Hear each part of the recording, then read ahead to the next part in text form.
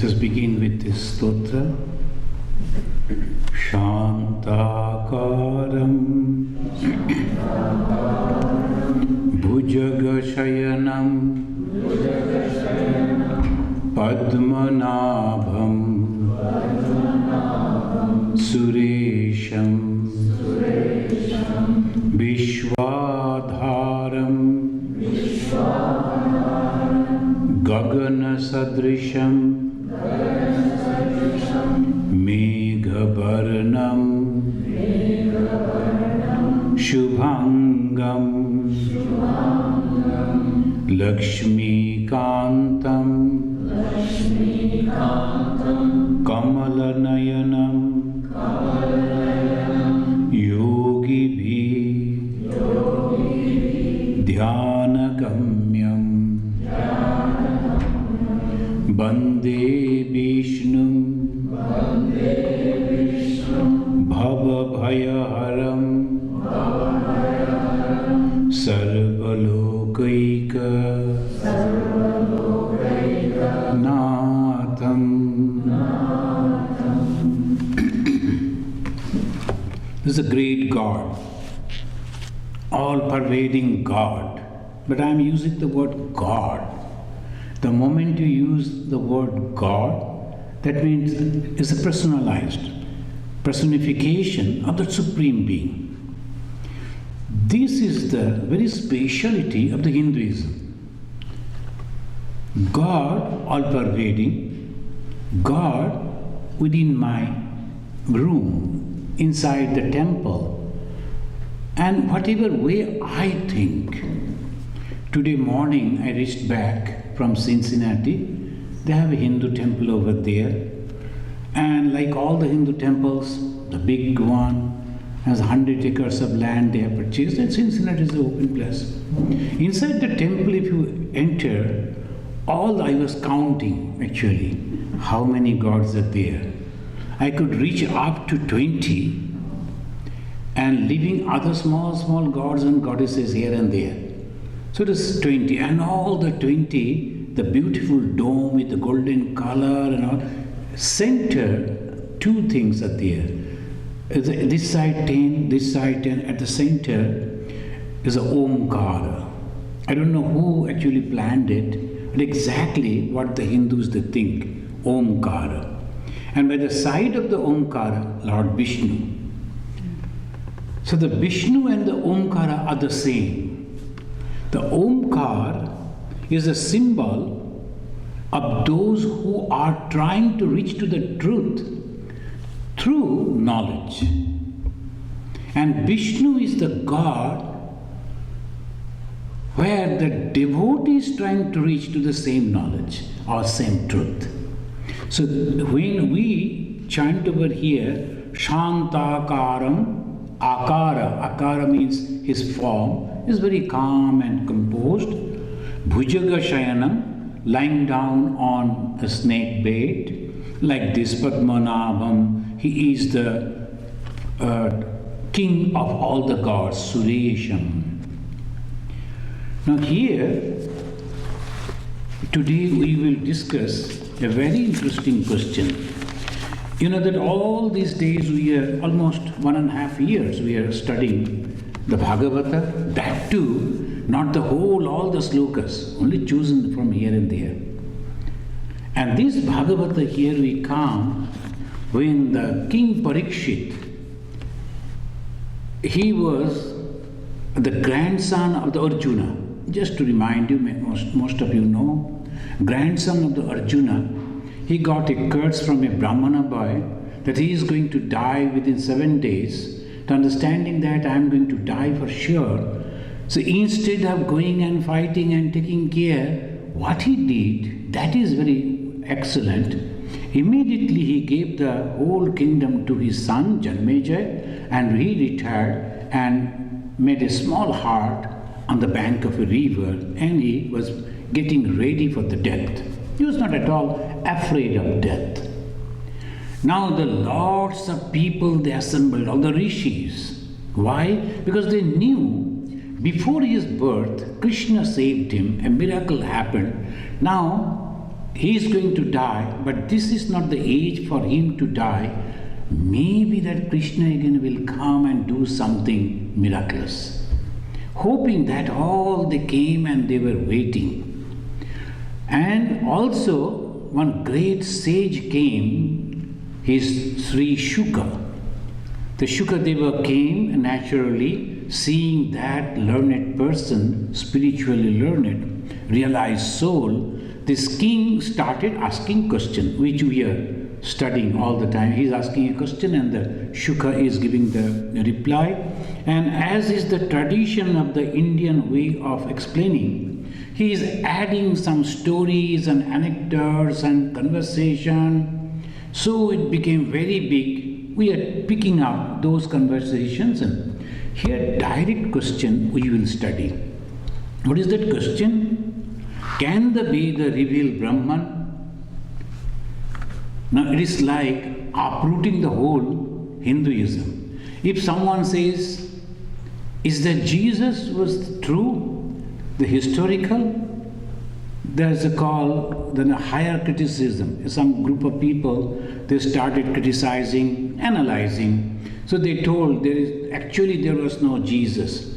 And if the Jesus is not there, then the whole Christianity will crumble down. It is not possible. Whole thing is depending on him. Like the Buddhism, etc. Hinduism based on Veda. And what is that Veda? It is the truth. And how you know that this is the truth? No, this is directly from the God. The God revealed it. Apaurushaya, no human being composed this Veda. Now I believe, you believe. But some people may say, no, that is not possible. Someone has written, no. All the rishis, the names are there, they are writing. So how can you say that it is not by the human being? Exactly the same question he is asking Parikshit. Why he is asking this question? This is also, he was not supposed to ask this question. He could ask, how I am going to get the liberation and all this. But actually, the Shuka was quoting from the Upanishads, and so he challenged him. Maybe we can say he was trying to understand the root of it. Friends, we will study that. The 10th skanda and 87th the adhyaya. Skanda means the book, and every book is having so many chapters. So obviously this is 10th skanda, 87th chapter. The king is asking this question. What is this question? He is asking, first he addressed the Shuka, Brahman. Brahman means you are the knower of Brahman. You are the knower of the Brahman, so you are the best person to answer me. So what is that Brahman? You know, the students of Vedanta. Brahman means all-pervading consciousness. In short, you can say that. All-pervading consciousness. And you are the knower of that. Now you please tell me, which is unspeakable, how the Veda could speak about it? This is a very vital question. So he is Brahman, Brahmani anirdeshya nirgune gunavrittaya katham charanti srutaya sakshat sat asat pare. You are aware of this Supreme Brahman, Sakshat Brahmani. So obviously this Sakshat Brahmani, which is anirdeshya, you are aware about it. And this Brahman, you people have said, anirdeshya. What is this anirdeshya? Who cannot be defined or described. Because if you can describe or define anything, it is not infinite. It is finite. So if it is finite, just a moment, I was describing you the Hindu temple. What is the Hindu? Where is the Hindu temple? A place is there, Cincinnati. How is the Hindu temple? This. When did I see? Yesterday. So all this time, space and causation. So these three can express. And what about the Brahman? It has no time. There's no cause. And everywhere. So you cannot mention, oh, I saw the Brahman such and such place. I went to see the White House and there I saw the Brahman. Is it possible? So no, it is not. There you saw somebody else. They're not Brahman. Brahman is completely. So that is, he is telling, you cannot define that why you are telling that Brahman is this and this. Nirgune, without the gunas. Again, the students of Vedanta, they know everything that we see is all mixture of the three gunas, three qualities. Sattva, Raja and Tama. In Sanskrit they say. Sattva, all the good qualities. Raja, mixture of the good and bad. And Tama, only bad. So Sattva, Raja, Tama. And we are all having these three qualities. So sometimes I am good, Sattva prevail. Active and also helpful, but little egoistic. Hey, I made the tea for you, remember it, like that. You give the tea, at the same time you want to remember that I gave the tea to you. Like this. So this is Raja. And Tama, if you ask him to give a glass of water, he will say, water, why? Today I was asking that, the air hostess, that she came, what do you want? And this is still good. In the southwest, they are serving you the coffee and a little bit of snacks. So what do you want? And people will be asking this and that. I usually take coffee. And after the coffee, someone told water. I remembered, yes, from the morning I didn't drink water, so I need the water. And I said, so another glass of water. Then she said, I don't know whether I will be able to bring the water or not. Coffee I am surely going to give you. And if I have time, then I will bring the water. Of course, it is only 1 hour, flight, so they don't get the time. So, first, it was Raja, and second, I don't know whether I will be able to give you the water, it's Tama. So the same person. So this way, always you can judge, this is a Sattva, Raja and Tama. Sattva, Raja and Tama constantly going on. But Brahman, no, it is not having any such thing. It's completely beyond. And Sattva, Raja, Tama comes under the Prakriti. And Prakriti is actually the power of that Brahman.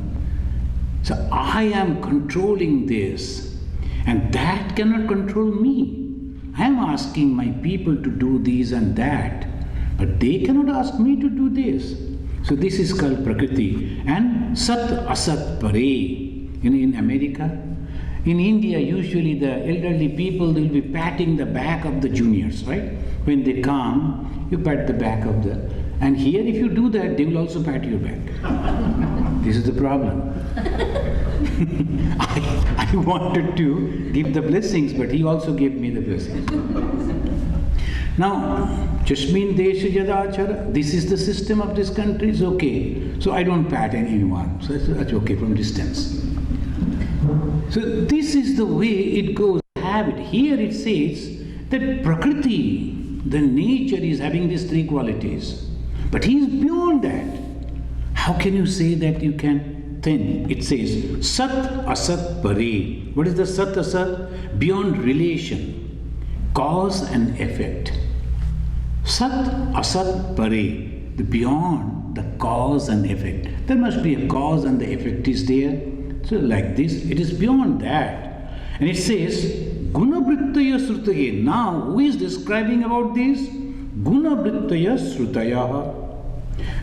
Vedas being constituted of words.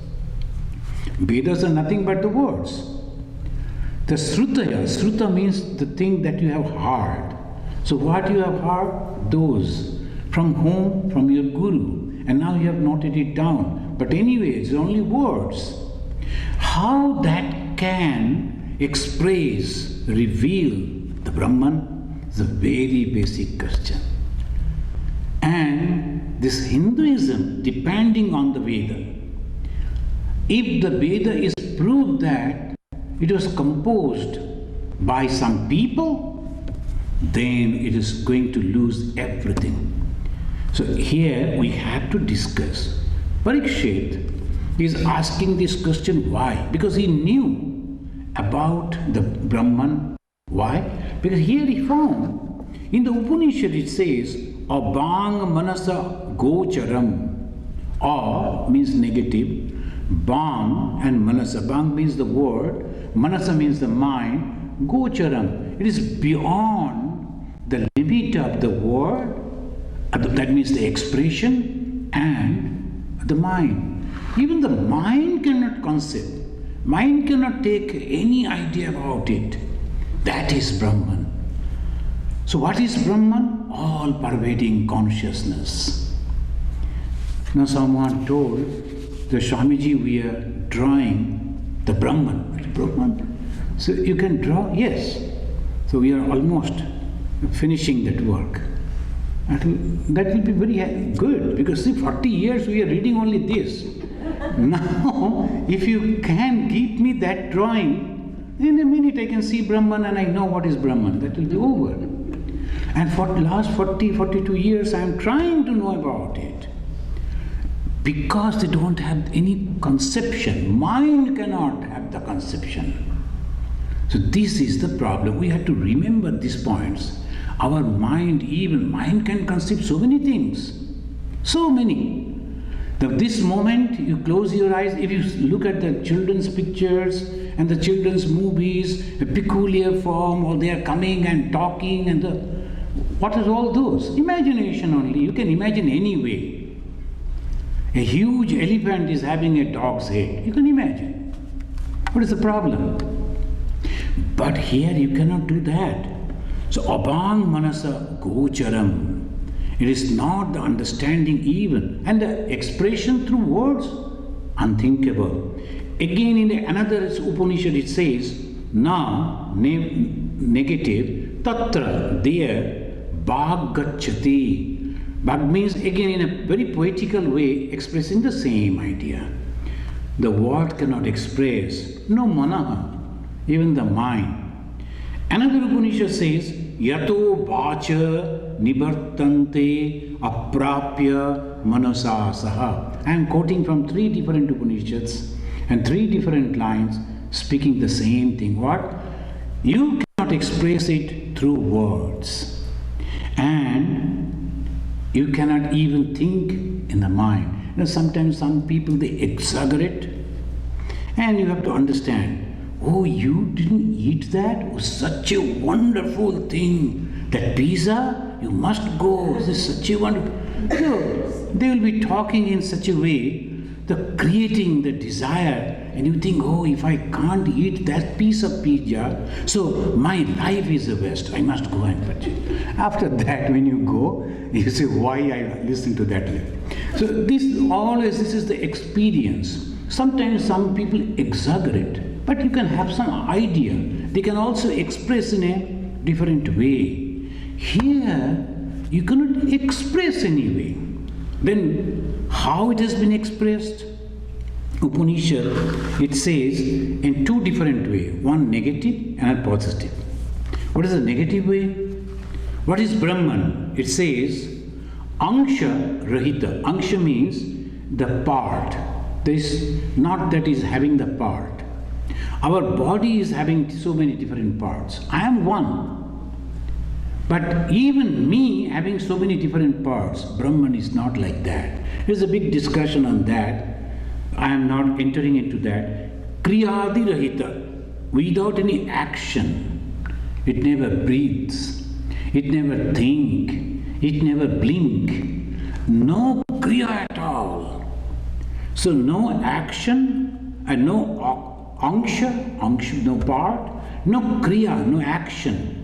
Vikarasanya, without decay. There's a decaying, it's a beautiful building, but after 20 years, 40 years if you go, so many decays. Anything you go, decay. Everywhere. But the Brahman, no decay, fresh like that, as it is. And it is negative. Angsharahita, Kriyadirahita, Vikarasanya. Now positive, it is existence, it is knowledge, it is bliss. What is existence? Asti. Then knowledge, bhati. Then bliss, priyam. So Sanskrit, asti, bhati, priyam. These three. Then what are those Vedas? This is the Brahman. And what are those Vedas? Vedas can be considered as the maps. Swami Vivekananda said it is not the book, it is the mass of knowledge. It is a mass of knowledge. If it has not been written or composed or said, it will be there. That knowledge is already there. So mass of knowledge. If all people forget the law of gravitation will be there. Before the discovery of the law of gravitation was there. The apple was falling all through. Only he thought why it is falling down. Let me research. That's all. It was there. The same, the mass of knowledge. The Vedas are the maps through which we can reach to that goal. Now here, the subtle truth that you like to know, and the students are coming and asking about it. Tat Tvam tat Upanishadam Purusham Prichhami. Prichhami is I am asking. About whom? Upanishadam Purusham. The one about whom the Upanishad has described. Upanishadam Purusham, I am asking. Again it says, Sarve Veda Yat Padamamananti. I like to know that Supreme about whom all the Vedas have indicated. So this is the way the people are coming and trying to understand it. Friends, instead of going to the reply that our Shukadeva gave, I will ask you to understand about how we understand words. This is a wonderful scientific way our scripture they have developed. How we understand what are these words? The Vedas are known as the Shabda Brahma. The Brahman that has been expressed through words. Brahman expressed through words. So Shabda means the word, Brahman, manifesting through words. When we speak, what actually we do? We make some sound. I am speaking, I am making some sound. This sound may be known to some people, unknown to some people. Because I am speaking in English. No, the people who doesn't know the English, you won't understand anything. You will only hear a sound and nothing else. So obviously, sound should have a meaning. Then only it is having some effect, otherwise not. You know, the long back in Andaman days, we had a small temple by in the side of the sea, Bay of Bengal. And the people who used to fish in the night time, they used to come and lie down on the veranda, and they used to have a lot of drinks, and even we could find the wine bottles rolling here and there. And almost 2-3 people I had to drag them out because they're all sleeping. So we had to drag and then put them somewhere else to open our temple gate. And when they used to get up, they used to give me the choicest words they used to. But for me it was nothing. Why? They used to speak in Tamil. And I don't know Tamil. So I used to look at them smiling. So they used to wonder why I am not angry. Because all the time they are speaking all the choicest words they used to shower on me, but in Tamil. So there is only sound. Sound is not Shabda. The Shabda means it should have a meaning which is understandable. Of course, Tamil people will know. There was one Tamil boy, when he came, he was translating. Swamiji, he said this, I don't translate, otherwise I am all right. So this is the way we have to understand. Slowly, slowly. Mother is a sound. And it has a meaning. So we will call it as Pada. Sanskrit was pada. The Shabda becomes pada when it has a meaning. Otherwise somebody is whistling, no meaning. It is not a pada. Pada means if it is meaning. And some padas together is a bhakya. So Shabda, pada, bhakya. The Shabda is a sound. Sound with meaning is pada. And when some of the padas are put together, it becomes a bhakya or a sentence. Every pada or sound, every bhakya or the sentence has meaning. Hence the pada and bhakya, its meaning is artha in Sanskrit. Now they are all connected.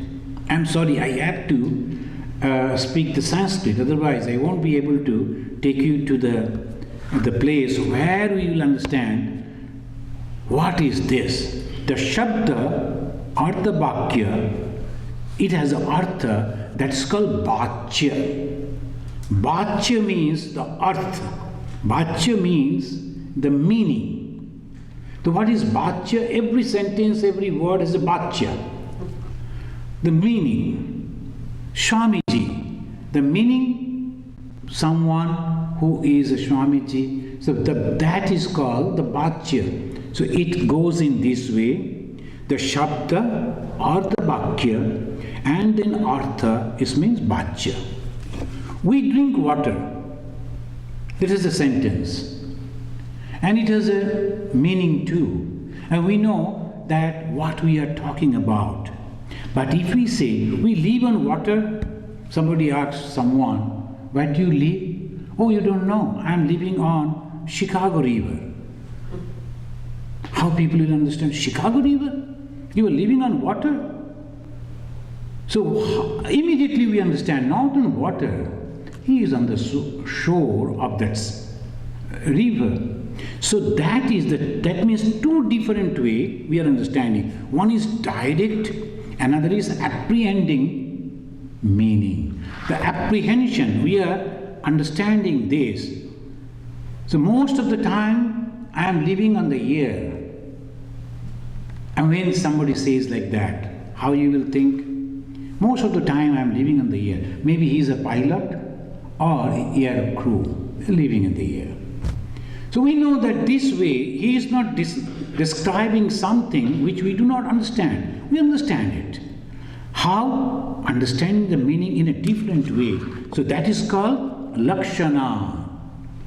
I'm sorry friends, because these are so many technical words. It's called Lakshana. Lakshana means I say something and you also understand it, not the word I mean, but the word, not the word directly that the word is meaning, something else. Like I live on the water means on the bank of the river. I live on the air, maybe I am a crew in the aircraft. And similar way, that is called Lakshana. This Shabda or Pada or Bhakya, its Bhachya or the Artha or Lakshana. So these are all sound with a meaning, and or a sentence with a meaning, and the Artha or the Lakshana may be direct or indirect way. All are related to this world of senses. So this is one part of it. Now another part that I tell you to understand what is Veda.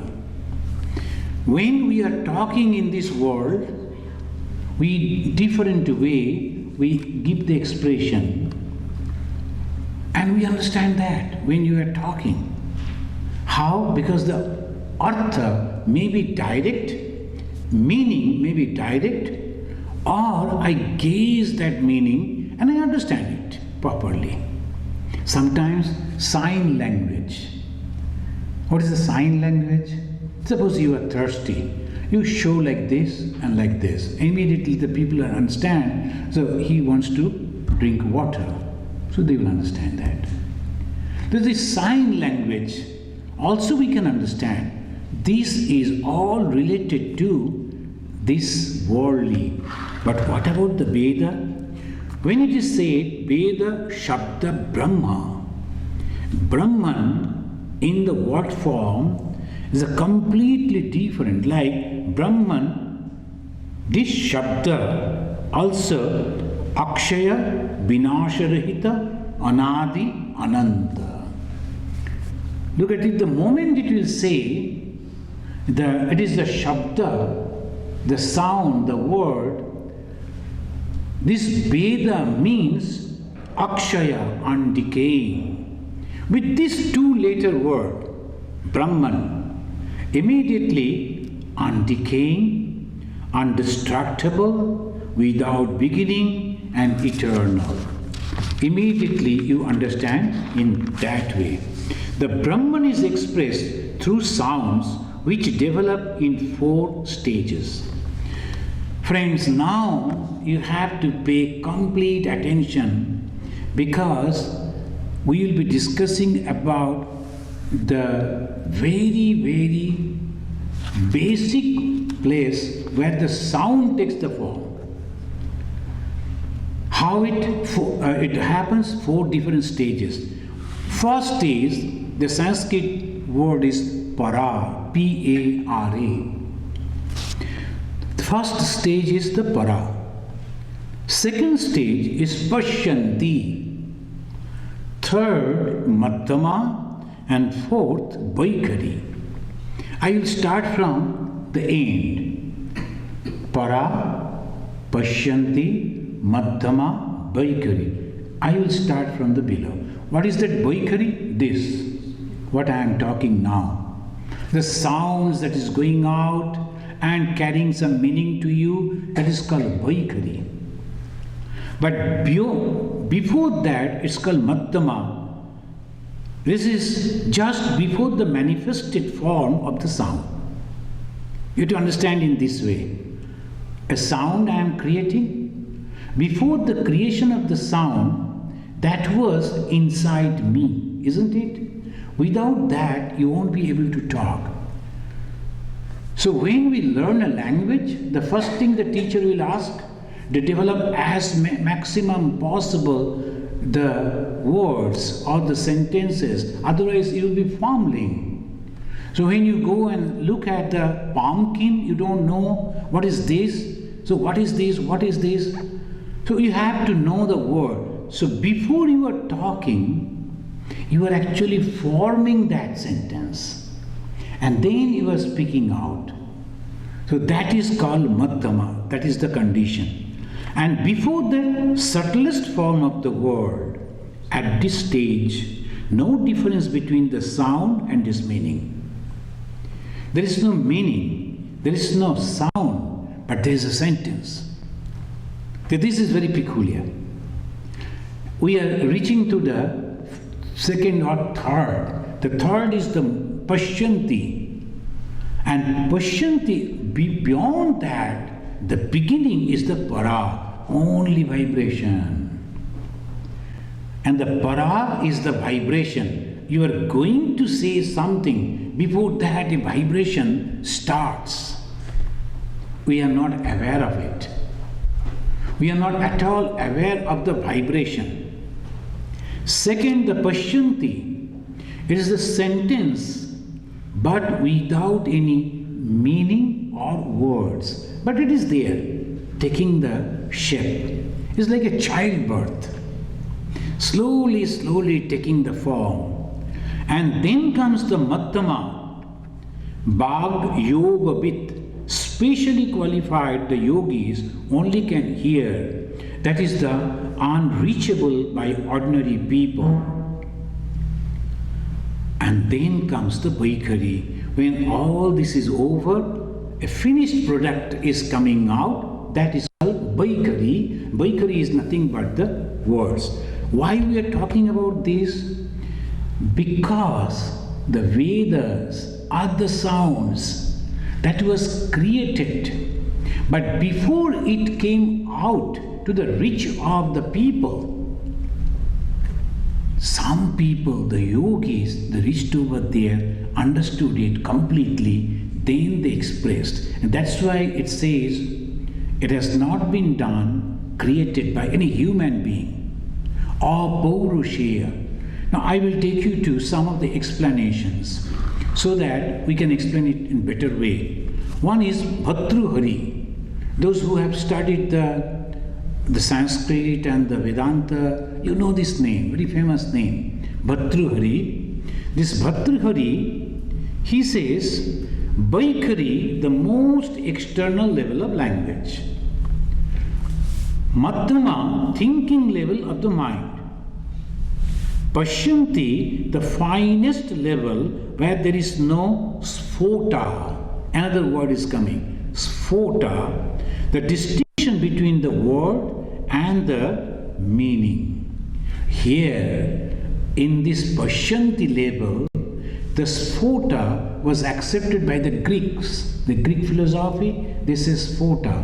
How this world was created? Sphota. And now sphota became word for the Christians.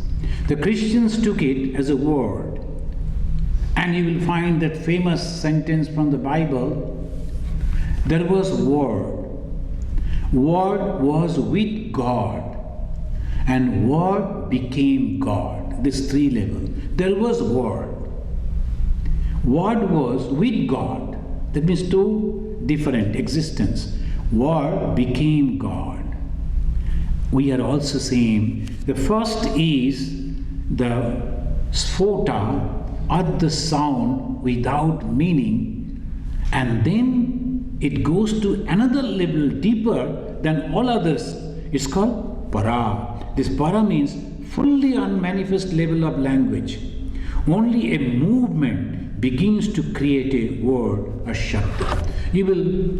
Many of you know that those who learn dancing, Indian dancing, so they'll be always, many of the places are having that Shiva Tandava, the Shiva is dancing. And they will say that when Shiva is dancing, the whole world was created. How? Sound. So this is the para. Para means the sound is just vibration. Patanjali, you will understand this very clearly. How Patanjali is expressing. When yogi crossed the level of the Vaikhari and Madhyama, do you remember the four stages? Para, then Pashyanti, Madhyama and Vaikhari. Vaikhari is the external. Back to that is the Madhyama, then subtle Pashyanti, then the subtlest is the Para. And Patanjali is telling the Vaikhari, the most expressed one, and then beyond that, Madhyama. When the yogi reach over there, they reach the Pashyanti level. And yogi becomes one with the Absolute. This is the point to be noted. Sad, as they call, always say in the courts, in the legal courts, this is the point to be noted, sir. Here, this is the point to be noted. Now the question was, how the Veda can be accepted? Because the Veda is speaking about the Brahman, and Brahman again cannot be spoken, cannot be expressed. How then you say the words of the Vedas are truly the Brahman itself? Shabda Brahma, Vedas are nothing but the Brahman. So we are going back to the third level, which is called Pashyanti, and the great yogi Patanjali, he is mentioning that when the yogi crosses the Vaikhari, then the Madhyama, then goes down to the Pashyanti, and yogi becomes one with the Absolute. Brahmavid, Brahmaiva Bhavati. And at that time, whatever he speaks, says, it is not his own. It is that original. So this is the level, Shankaracharya. So I am quoting from the Bhartruhari, then Patanjali, and the Shankaracharya. Shankara says, same view. Pashyanti is the meeting point between the waking stage and pure consciousness. So Pashyanti is very, very important. When you meditate, we usually come from below to the above level. But when we try to go down to the below through words, and I am talking, Now I have to stop talking. Then I go to the meaning of that word. So when you take the initiation, the Guru says, don't utter the word. Don't pronounce the word. Some people will say, suppose I am alone, can I pronounce? Achha, when you are alone, you can do that. Why the Guru says don't pronounce? Because you have to go back. When you are taking the name of God, you are not pronouncing, no vaikari. So you are going down to the next level. And next level means madhyama. There the sentence is there, word is there, meaning is also there. After that, you go again farther. Instead of down, I can say higher. Then it be good. So if we go to the higher level, that is called the Pashyanti level, there you find the meaning of it without the word. And then he says, the Patanjali says, in that level, the Pashyanti level, yogi becomes one with the Absolute. And there he says, Brahma Bid. Brahma Bid, which means the knower of Brahman becomes Brahman. So this is the level. And Shankara, he is explaining little better way. He is telling it is the junction, it is the meeting point of the waking and the conscious level. The waking and the conscious level, Tantra also accept this. How the Tantra accept? He recognizes these four stages, level. They say Vaikari is in the throat because you are talking. So Vaikari is in the throat. Madhyama is in the heart. And then Pashyanti in the navel. And Para is the Kundalini.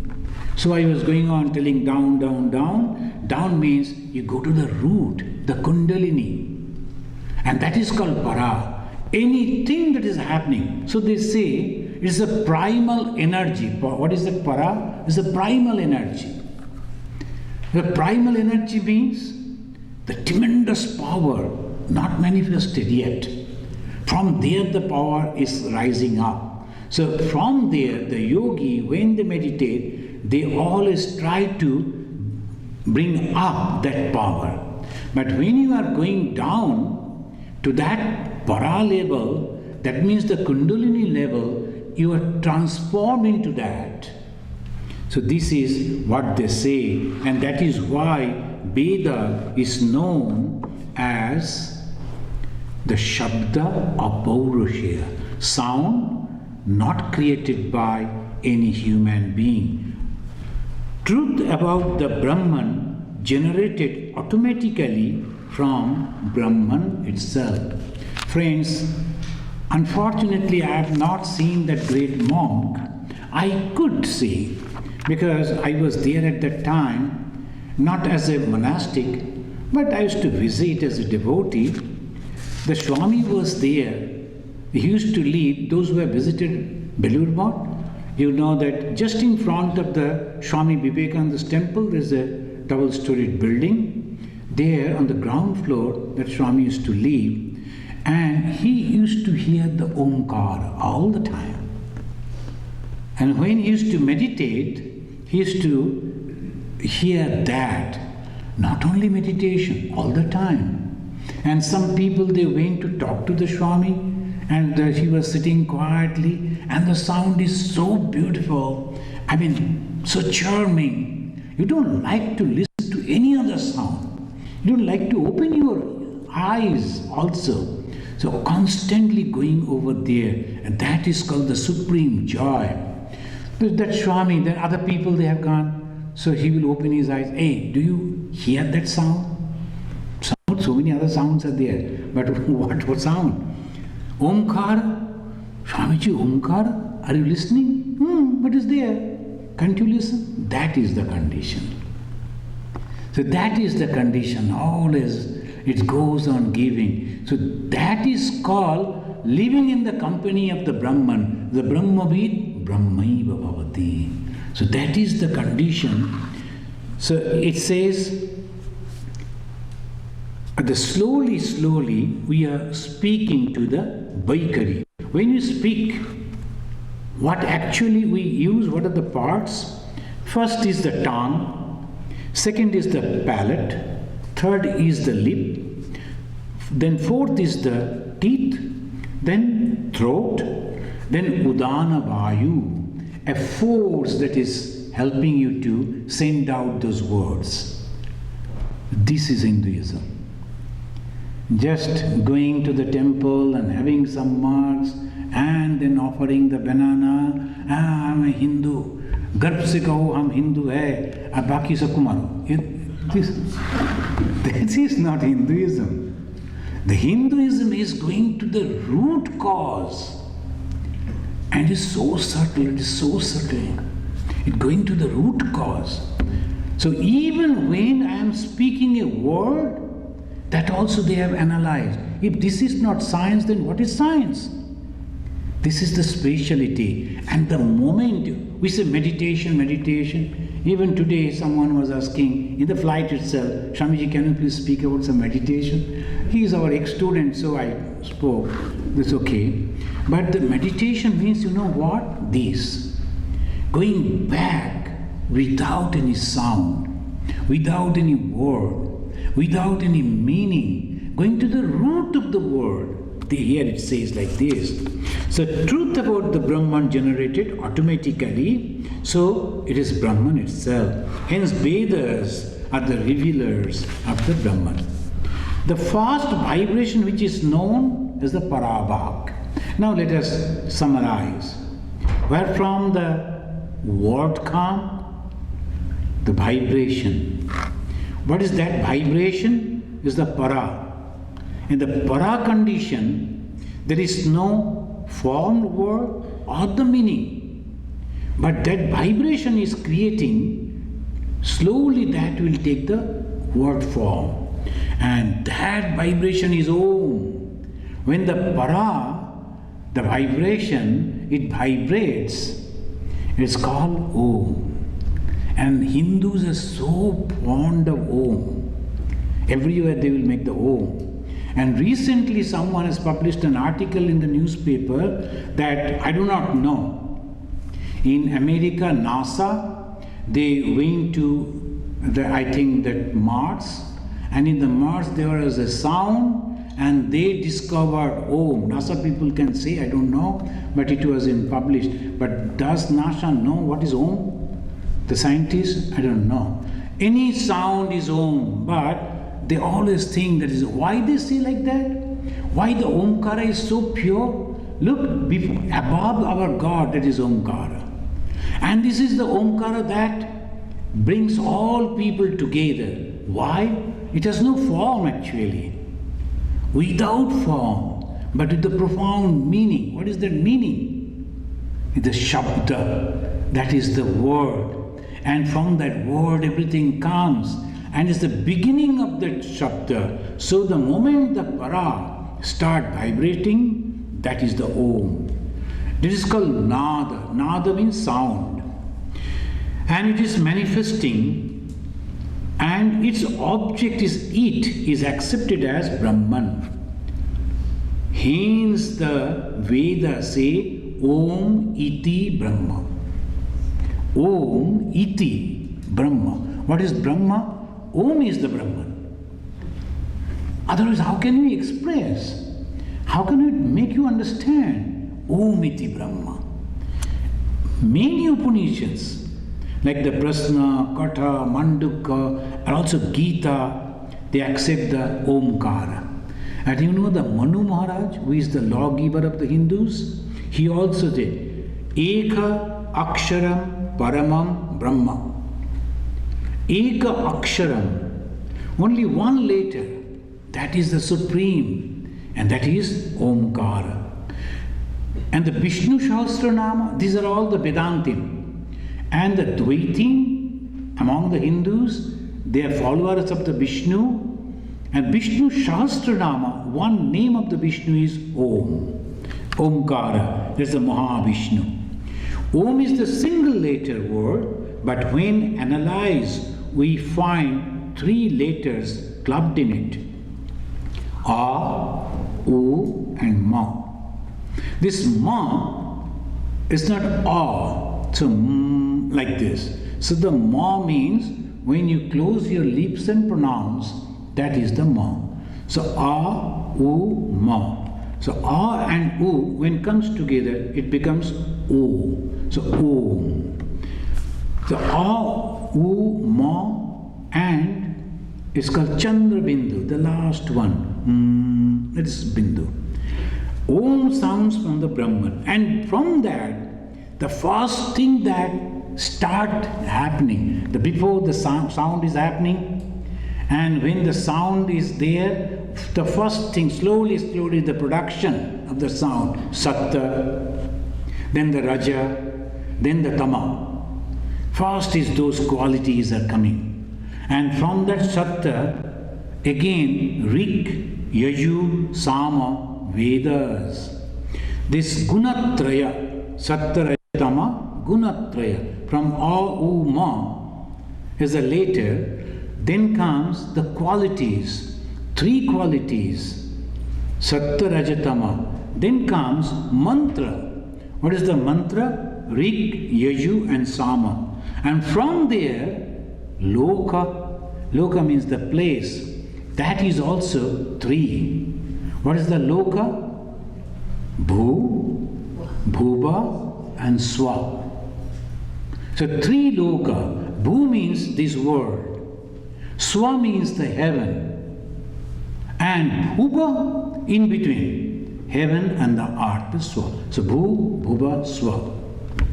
And then comes Avasthatraya, Jagrat, Swapna, Susupti.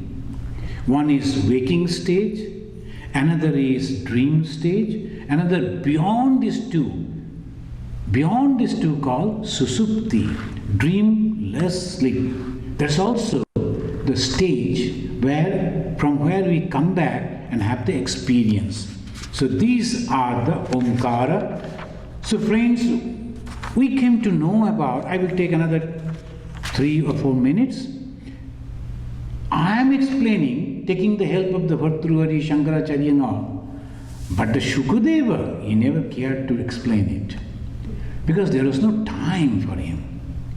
So what he said, Shuka simply said, Buddhim, Indriyam, Mana, Pranan, Jananam, Asrijat Prabhu, Matrartham cha, Bhavartham, Atmane, Kalpanaya cha. Prabhu means the master. The master, he is the lord of the created faculties. What are those? Like the intellect, the senses, mind and the vital forces in the jivas. First is the intellect. What is the intellect? Through which we can take the decision. It's not mana, it's not the mind. Of course, English mind means the whole thing, and in Sanskrit, the 4 different compartments. First is mana, which cannot take decision, dwindling. Then intellect, buddhi, it takes the decision. Mana, buddhi, then chitta, it's the storehouse, repository. And lastly, the power that is helping it to manifest and work, ahamkara. Mana, buddhi, chitta, ahamkara. In English, all these 4 called mind. So here we find the Lord has created the intellect, buddhi. Then why the intellect? So that it can take the decision. Then senses. What are the senses? All these 5. Eye, then nose, the ear and tongue, etc. Then the mind, the mana. What is the mana? Total. Then vital forces, all the pranas. But why God created? Shuka is giving the answer. God has created all this to a being, jiva. Jiva means a being. Why? So that they can enjoy. Otherwise, why? So they can enjoy all this through the sense contacts. Now in the business, always they will calculate. If I start a shop over here, is the neighborhood nearby? Will they come and purchase? Otherwise, why should I open the shop? So everything has a calculation. And those who are producing the cars and all that, they will produce in such a place where the labor is cheap, electricity is cheap, water availability, so many things they will keep in mind, then they will start. Now the God has already created the world. After creation, the flower, the butterfly, the birds, then the water, and so many good things. But there is no one to see. So the God thought, what is it? I have already made so many beautiful things, and it will be wastage if I am not creating. So he created the human being, the jivas with all the senses. Then they go and say, oh, so beautiful. So they are enjoying. If you are not visiting the park, what is the park for? You go, sit over there, take the camera, or you are painting, then those people who planned for the park, they will say, yes, see, now it is properly utilized. It is all you. You are the master. So God created the masters. They will go and enjoy. But everything good has a bad effect also. Now, that sometimes the children, mother will take them for the swimming. And the first time they won't go down to the water, mother will say, nothing, come with me, the teacher will be there. And once they get the joy of swimming, they won't come out. Here's another problem. In the beginning, the father will help the baby, the child, to cycling. The first, he will cry, no. The moment he can balance and he can move, now it is father running after him, hey, stop. It is all right. So same thing happened to God too. He created the beautiful world, then he created the being to enjoy, and now the problem, they started enjoying only, forgetting the God. So this is the problem. God said, no, don't forget me, enjoy and come back to me. No. Who are you? Now they started question. Who is God? Most of the people, they will say, no, we are fine over here. God, let him be there wherever, don't disturb us. God said, what do you think? Disturb means what? Okay. Then with the happiness, he created misery also. So you had so many beautiful sweets are there. You go on eating. Then you have to go to doctor. So these two things, Sukha Dukkha, side by side, who created God and who is actually enjoying and suffering? Who is enjoying and suffering? Jiva. Who are the Jiva? Who are the Jiva? God himself. Now God has created out of him all these varieties. Now he was enjoying in a different way. The father and the son, if you relate in this way, the father and the son then started misbehaving. What the father will do? Then the father will either punish or will go down to him and say, see, if you are doing this, you will suffer. And that exactly what they matrartham cha bhartamam atmane kalpanaya cha. And it says, so that they may enjoy the sense contacts in this world, and along with that may perform good, beneficial work and gradually prepare themselves for the liberation from the samsara. From the liberation from the samsara. The God created that. Mother brought the child to swim. And she spent money to learn. Then the son is not coming up. Then the mother forced him to come up. And that is for the liberation. Sara etasya sandrashtu shakti sad asad atmika Maya nama mahabhaga yaidam nirmame vibhu kala vrityatu mayam. I am quoting from the Bhagavata. Is the third skanda, third and the fifth adhyaya, and this is 25th and 26th verses. Here it says, the Supreme God, through Maya. It is the material cause, which is the Maya, power of God. That becomes the material, upadana karana. And conscious being, that is the Brahman, intellectual cause. One is material cause, another intellectual cause. And also it needs the power, the Shakti to make it. So what is the Shakti? Kala. So these three things, only Brahman.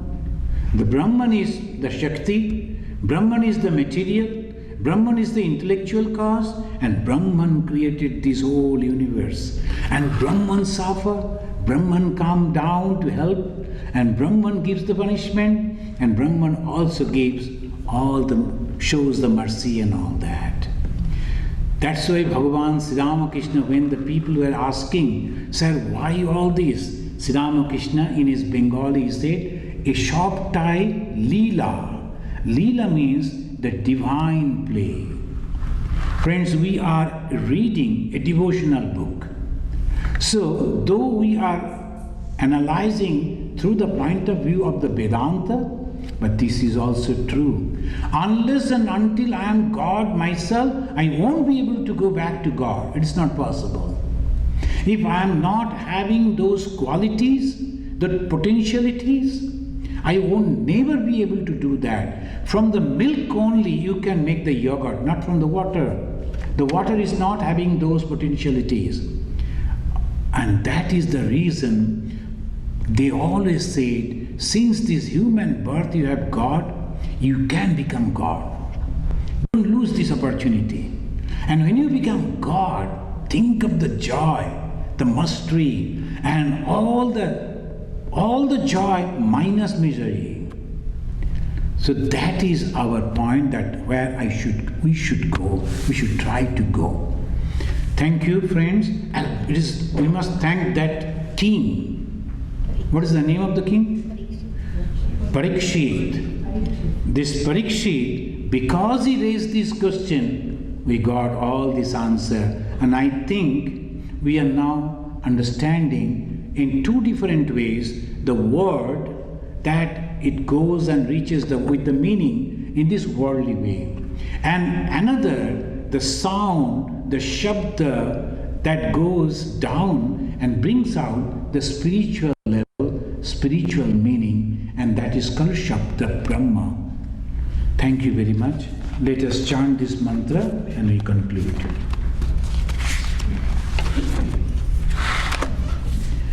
Yam Brahma Varunendra Rudra Maruta Stunnanti Divyaistavai Vedai Sangha Padakrama Upanishadai Gayanti Yam Samaga Dhyanavastita Tadgatena Manasa Pashyantiyam Yogino Yasyantam Navidu Sura Asuragana Devaya Tasmai Namaha.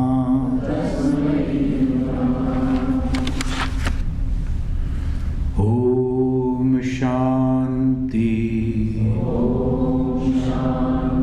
Shanti Shanti Hari Om Tatsat.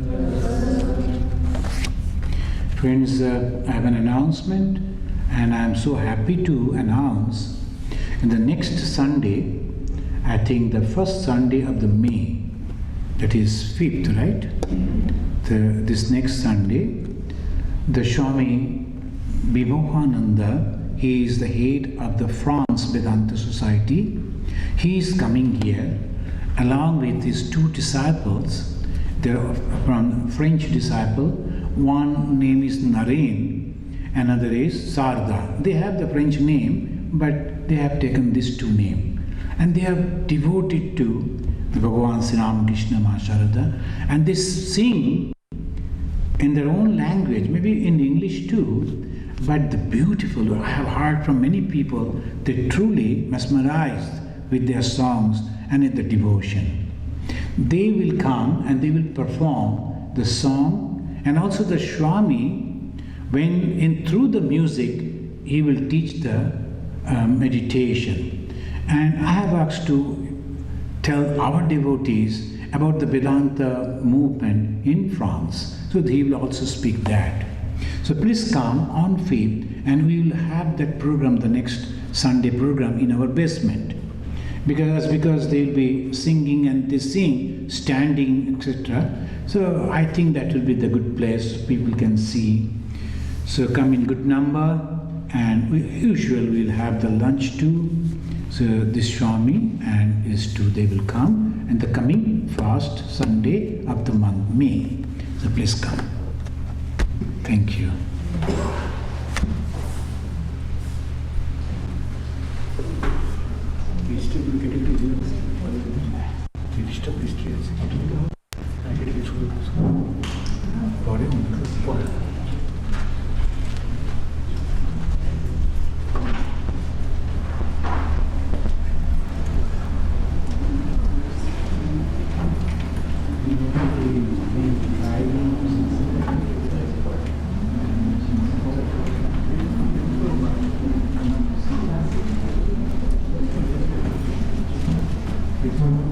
Next one.